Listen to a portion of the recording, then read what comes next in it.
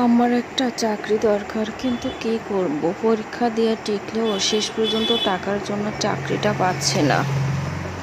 আমি এসে গেছি দোস্ত, তোর একটা খুশির সংবাদ দেওয়ার জন্য। আমার চাকরিটা হয়ে গেছে।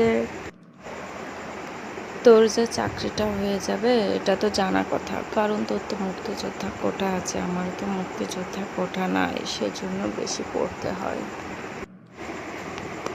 আর কোটার কথা বলিস না দোস্ত, তুই জানিস না দেশে কোটা নিয়ে আন্দোলন হচ্ছে। কোটা সংস্কার করার জন্য সরকারের কাছে সব আবেদন করেছে, রাস্তায় আন্দোলন করছে সব ছাত্রছাত্রীরা। হ্যাঁ, জানি। সরকার তো এখন 93% কোঠা উন্মুক্ত করে দিয়েছে মেধাবী ছাত্রছাত্রীদের জন্য।